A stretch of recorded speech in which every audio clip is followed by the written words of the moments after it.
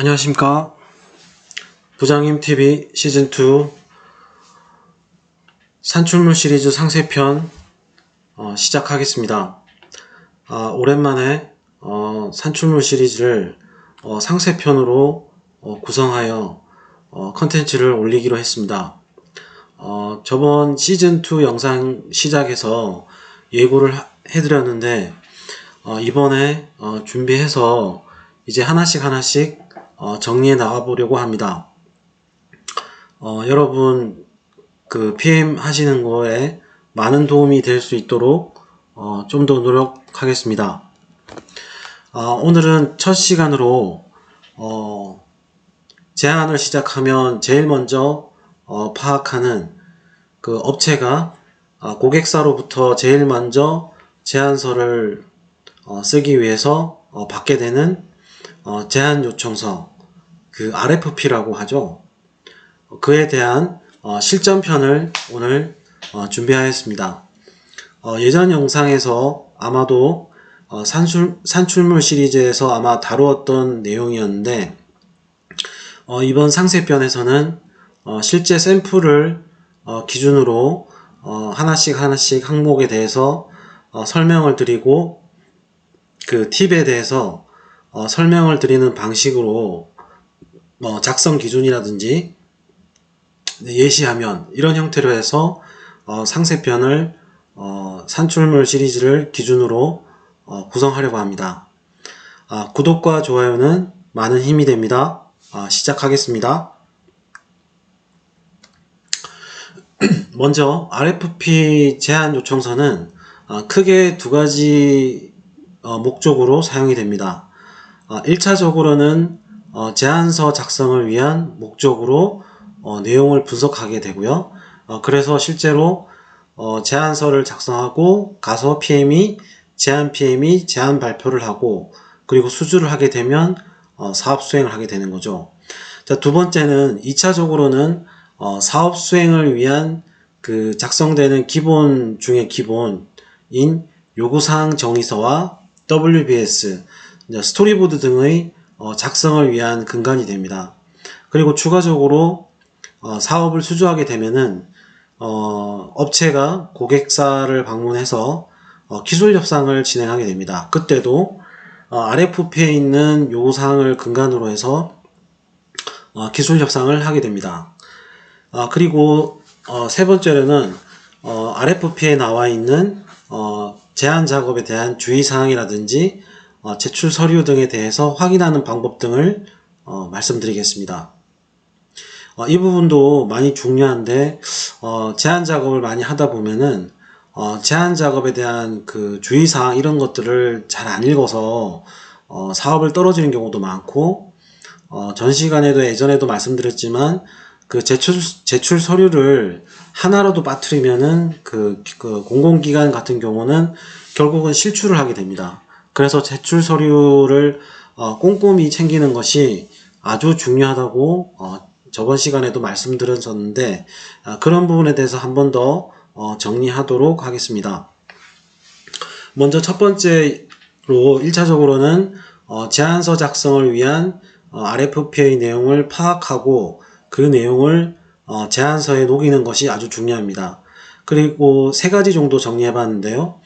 일단은 그 제안서 작성을 위한 RFP에 보면은 항상 보면 그 중간 이후에 보면 목차를 제시해 놓습니다. 그러니까 고객사에서 제안서를 쓸 때 그냥 마음대로 쓰지 말고 목차를 구성을 이렇게 목록을 주어서 이 기준에 따라서 그 제안서를 작성하라고 많이 합니다. 이 부분에 대해서 예전에 작업을 할 때 PM에 따라서는 그 제안서 목차를 무시하고 하는 경우도 있는데 그거는 좀 좋지 않은 것이 고객사가 이렇게 목차를 기준으로 작성을 해달라고 하는 거는 몇 가지 이유가 있겠지만 그 중에서 가장 중요한 것은 제안 참여하는 업체들이 여러 군데서 올 수 있잖아요. 그러면은 이 제안 업체가 많다 보면 제안서도 많게는 200장, 많게는 뭐 300장 이내 이렇게 제안서를 작성하는 경우도 있기 때문에 그 많은 제안서를 검토하는 것이 아주 쉽지는 않습니다. 그래서 이제 목차를 비슷하게 규정대로 작성해 오면 목차를 기준으로 이렇게 파악하기가 아주 용이하기 때문에 그런 이유 때문에 목차를 제시하고 목차대로 작성이 되었는지도 좀 뭐랄까 점수 배점은 안 되어 있지만 좀 중요하게 봐서 좀 성실하게 작성했는지 안 했는지에도 그런 부분을 점수를 주는 것 같습니다. 두 번째는 그 제안 개요 및 일정 확인입니다. 그러니까 RFP에 보면은 거의 처음 부분에 많이 나오는데 제안 배경과 목적이 있습니다. 그리고 제안 일정도 있고요. 이런 부분에서 잘 확인을 해야 됩니다. 자, 세 번째는 그 개발 요구사항 부분에 대한 부분입니다. 제안서를 작성하기 위해서 RFP에 보면은 가업 대상, 가업 범위 이렇게 표현하는데 이 부분에 대해서 명확하게 사업에 대한 가업 범위를 제시했습니다. 그래 그것을 잘 이해해야지 가업에 대한 그 상세 요구사항에 대한 요구사항을 얼마나 구체적으로 파악을 해서 제안서에 어떤 기술을 할지가 굉장히 중요합니다. 그래서 가업 범위와 상세 요건에 대한 부분을 반드시 RFP에서 제안 요청서에서 잘 확인을 해야 됩니다. 이게 세 가지가 제가 보기에는 제일 중요하다고 생각이 되고요. 두 번째는 RFP의 또 중요한 용도는 수행을 위한 주요 산출물 작성을 위한 근간이 됩니다. 예를 들어서 요구사항 정의서나 그리고 WBS 그리고 스토리보드 추가적으로 기술협상서 같은 경우죠. 첫 번째 보면 요구사항 정의서는 RFP의 그 가업 범위나 상세 요건에 대해서 항목들이 나열되어 있습니다. 실제로 요구사항 정의서를 작성할 때 여러 가지 케이스가 있겠지만 통상적인 기본적인 그 틀은 일단 요구사항 정의서를 작성하는 방법은 RFP에 있는 그 과업 범위를 대중소 이렇게 나누어서 타이틀로 나눈 다음에 대중소 중에 소에 해당되는 중이나 소에 해당되는 개발 상세 요건들이 실제 요구사항들이 되고요. 그래서 실제로 RFP에 있는 그 요구사항이 실제로 요구사항 정의서에 그대로 옮겨지게 됩니다. 그렇게 옮겨지고 난 다음에 그리고 상세 요건이나 추가적인 요건은 실제로 착수를 하고 분석, 설계를 하는 과정에서 상세 요구사항이 나올 수 있고 요건이 변경될 수 있고 요건이 삭제되거나 그리고 추가 요구사항이 나올 수 있습니다. 그래서 그 RFP에 있는 기본적인 요구사항을 나열해 놓고 거기서 추가적으로 추가 요구사항 그리고 상세 요구사항 등이 나열된다고 생각하시면 되겠습니다.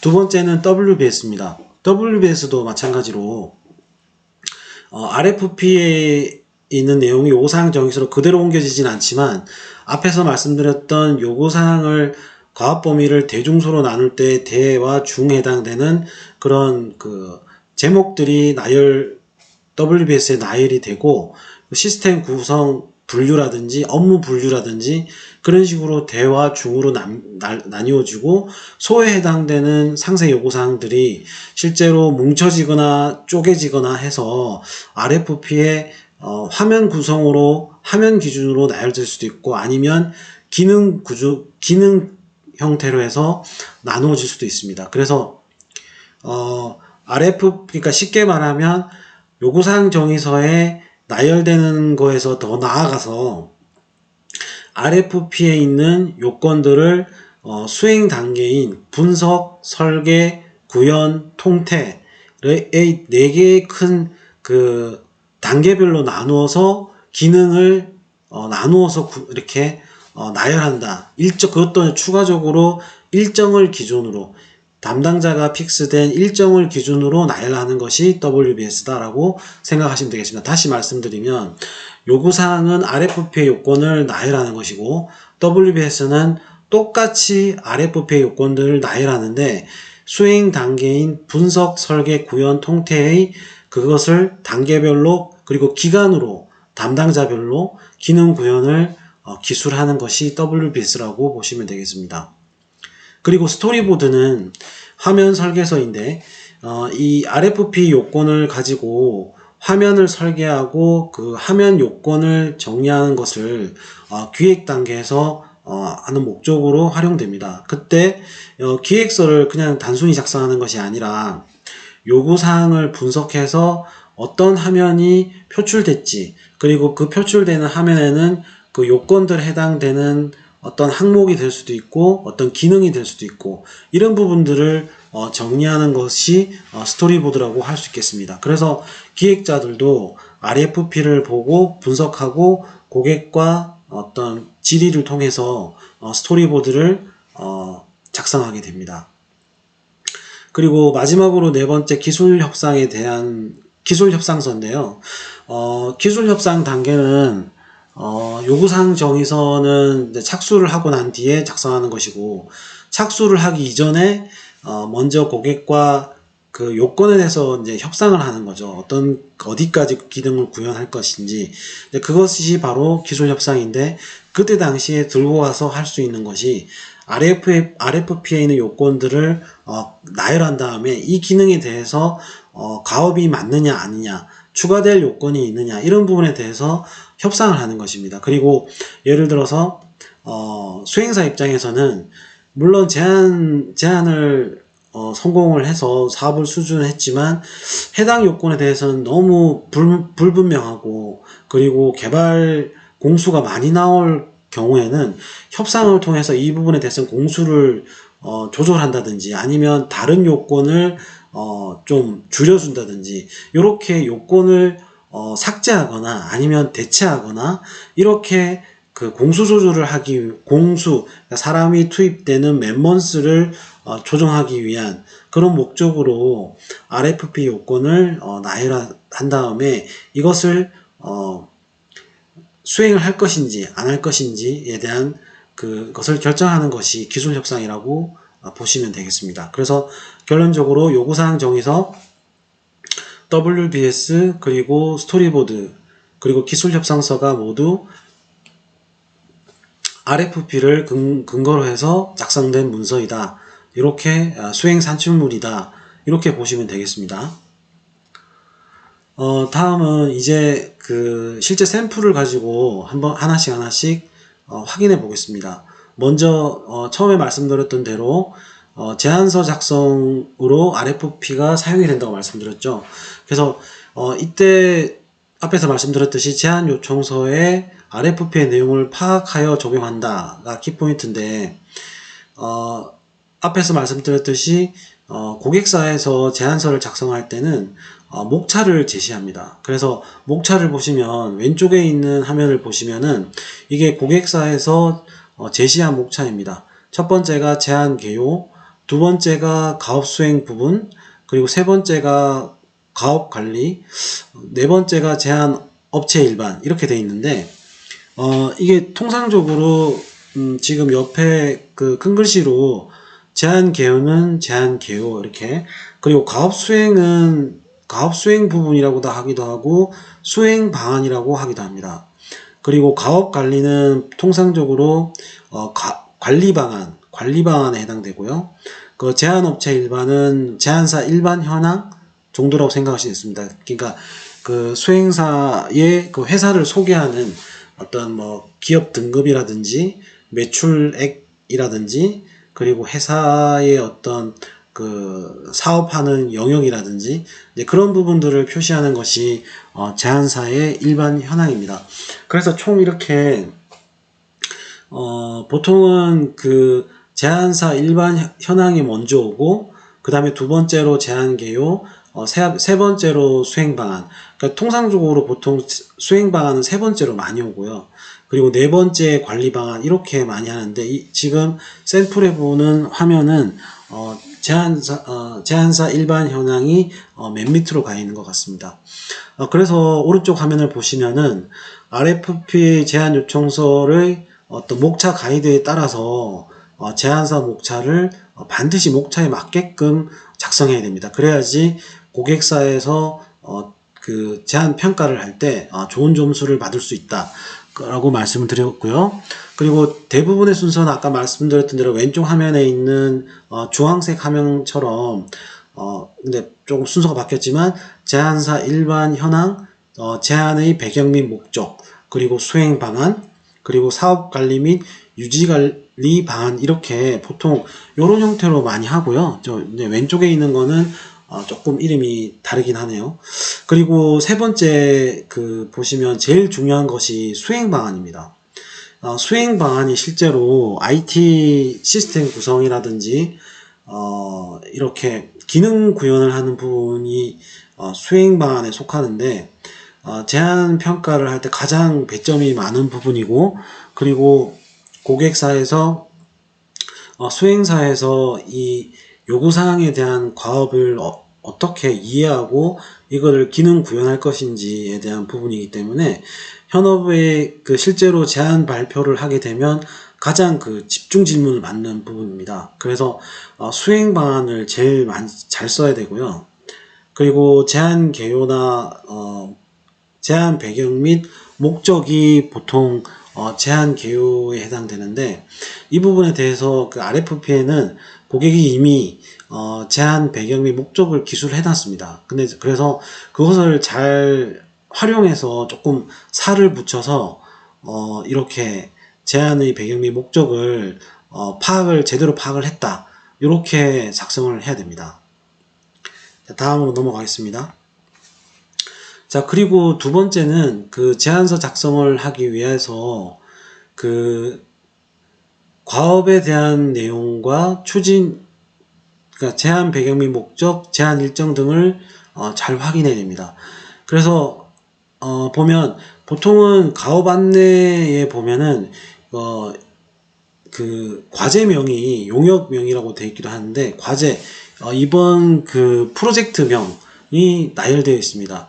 이 사업명이라고도 하는데, 이 사업명은 굉장히 중요한 게 산출물을 만들 때도 그렇고 어떤 문서, 그러니까 사업 수행에 대한 문서를 작성할 때나 제안서의 타이틀 부분이랑, 그리고 하단에 탑이나 그리고 버텀에 제안서에 들어가는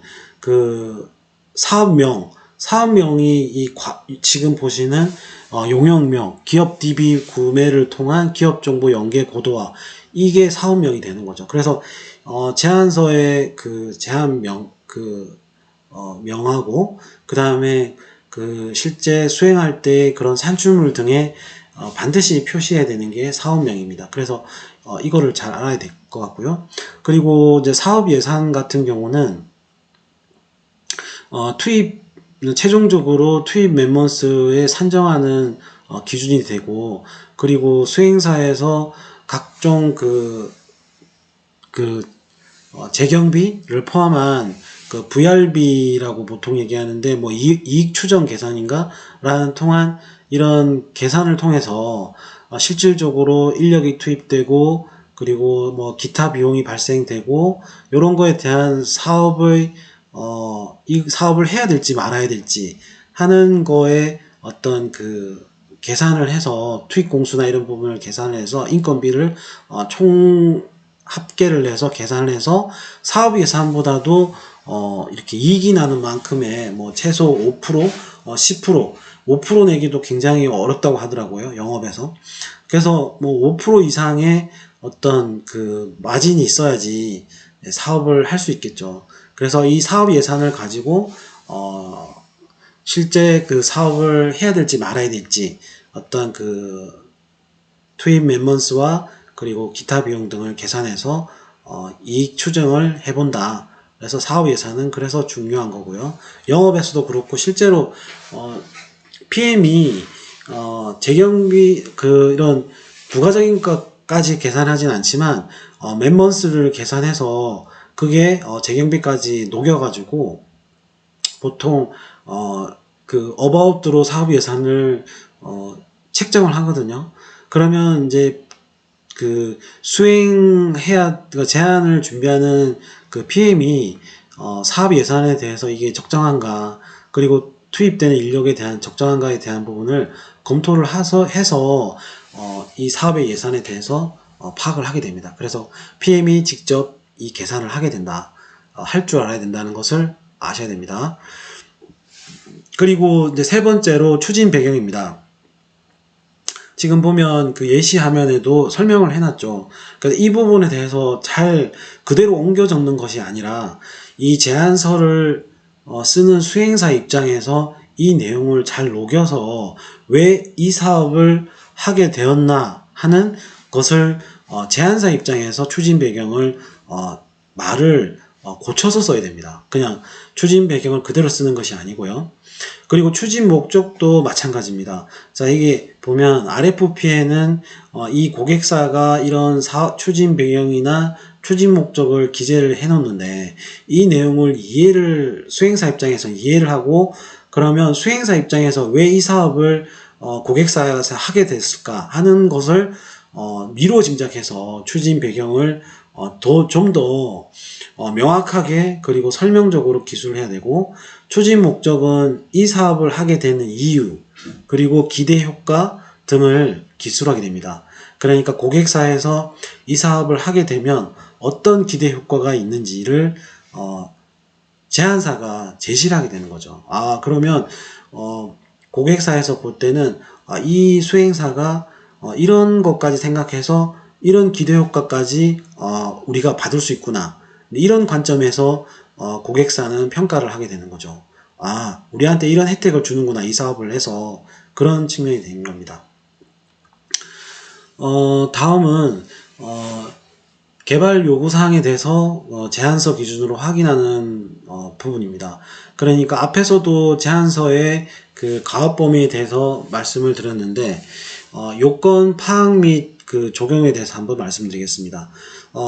그래서 지금 좌측 화면에 보시면 가업 내용, 가업 범위라고 표현하는데, 지금 기업 정보 DB, 내부 시스템, 그리고 신용 모니터링 제공 등이 일단 가업 범위에 해당되는 것으로 파악이 됩니다. 그리고 세부사항이라고 밑에 하단에 표현되어 있는데, 거기에 보면 품명에 보면 기업 정보 DB라고 하는 것이 대분류에 속합니다. 대분류로 요구사항 정의서나 이렇게 나열을 하면 될 것 같고요.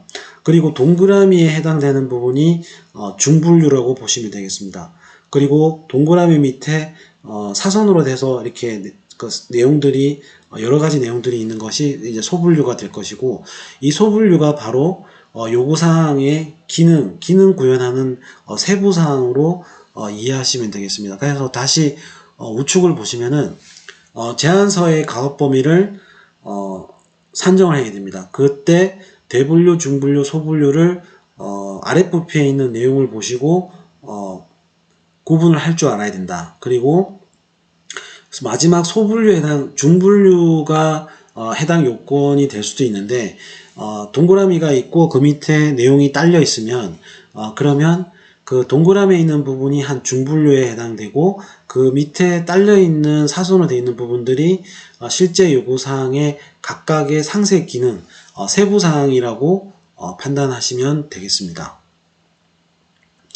자, 그러면 그 앞에서 제안서 RFP를 기준으로 한 제안서 작성에 대한 부분에 대해서 설명을 드렸고, 자, 이번에는 수행을 위한 주요 산출물에 대해서 정리를 해보겠습니다. 앞에서 말씀드렸듯이 RFP를 기준으로 해서 작성될 수 있는 주요 산출물은 요구사항 정의서와 WBS, 그리고 스토리보드, 그리고 기술협상서 등이 되겠습니다. 첫 번째로 요구사항 정의서를 예를 들어 보면, 앞에서 말씀드렸던 RFP의 개발 요구사항들이 기본 요건으로 들어가게 되는데, 좌측을 보시면은 기업정보 DB의 기업정보 제공 세부 항목, 이렇게 이 부분이, 동그라미 부분이 요구사항명이 됩니다. 그리고 기업정보 제공 세부 항목 밑에 신용보증기금, 기술보증기금, 중진공 등 국책금융기관으로 받은 기업 정보 등 이렇게 해서 기업 정보 세부 항목 중에 신용보증, 기술보증, 중진공 등의 국책기관으로부터 제공받은 기업 정보이다. 그러니까 이 사선으로 되어 있는 부분이 상세가 되는 거죠. 기업 정보 제공 세부 항목이 중분류에 해당되는 거고 그 밑에가 세부 항목인데 중분류가 요구사항명으로 들어가고 그리고 내용은 요구사항 상세가 되는 거죠. 그래서 우측에 보시면은 요구사항명이 기업정보 제공 세부 항목이 되는 것이고 예를 들면 신용보증기금, 기술보증기금, 중진공 등 국책금융기관으로 제공받은 기업정보가 요구사항 상세로 들어간다고 보시면 되겠습니다. 그래서 RFP에 있는 그 세부 항목들이 요구사항 정의서에 옮겨지는 것이다. 근데 실제로 RFP에 있는 내용이 요구사항 정의서로 그대로 가는 경우도 있지만 이게 세부 항목이 뭉쳐지거나 찢어지거나 그렇게 되는 경우도 있습니다. 그래서 그것들은 그 케이스 바이 케이스로 또 그 요구사항에 상세 요구사항이나 추가 요구사항이 나올 수도 있는 거고요. 그거는 업무를 하는 과정에서 다양한 케이스가 나올 수 있습니다. 네, 그렇게 이해하시면 될 것 같습니다. 기본적으로는. 두 번째는 그 WBS입니다.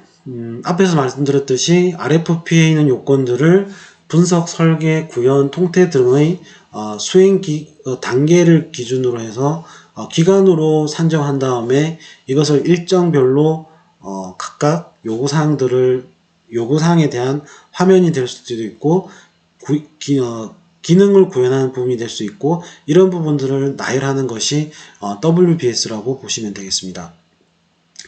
요구사항 정의서랑 같은 맥락인데요.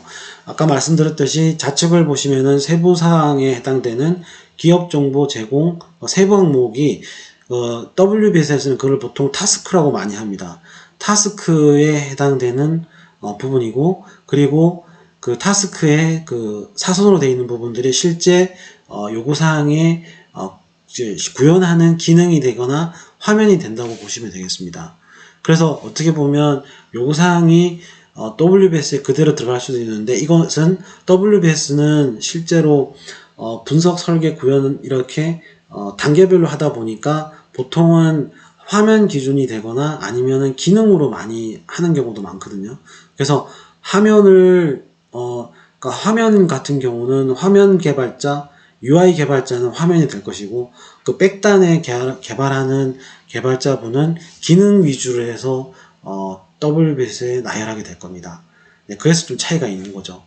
그러니까 요구사항 정의서랑 WBS의 차이점은 WBS는 요건을 RFP에 있는 요건을 그대로 옮기기는 하지만 그것을 일정으로 나누다 보니까 화면으로 쪼개서 화면 개발자의 내용이 들어가거나 백단의 서버 쪽을 개발하는 개발자분은 기능 구현으로 해서 그런 부분들을 담당자별로 해서 그 구현하는 일정을 체크하기 위해서 WBS를 만드는 거죠.